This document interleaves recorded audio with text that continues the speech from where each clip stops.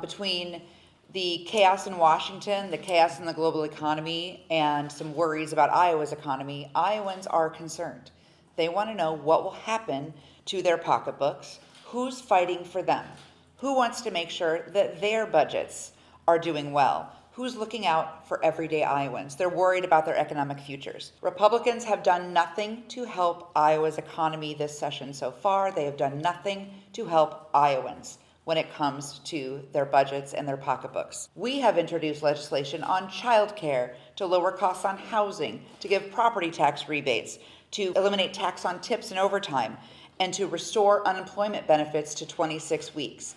These are tangible, real options that Iowans could see the benefit from immediately instead of playing political games, catering to special interests, and bowing down to Washington politicians. We have to start looking at the real numbers and stop playing politics with Iowa's budget. Next year doesn't look like it's going to be much better, or if anything, it'll be worse than this year. What can we do to ensure that costs are stopped? So can we maybe put a cap on the number of school vouchers that are issued, for example, so that we can right-size our economy and prepare?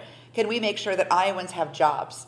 And if they don't, that they're able to get the unemployment they need to find a new job? What can we do to prepare for an economy that isn't doing very well right now, instead of just saying, yep, this is all great, let's cut more taxes for corporations, which is what Republicans seem focused on doing? I am frankly flabbergasted that Governor Reynolds seems to be cheerleading what President Trump has done in terms of tariffs, because this is really going to hit Iowa's farmers, our ag economy, and the rest of the state really hard. So one of the things that we could do, in addition to passing school funding, which still hasn't been passed, would be to have an open process on the budget.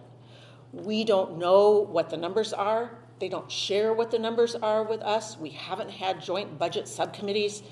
This would seem to be, as we're heading potentially into a time of crisis and potentially into a recession, this would seem to be the time to bring everyone together, both parties, minority, majority, look at the budget numbers and decide what our joint priorities are so that we can help Iowans prepare to get through this.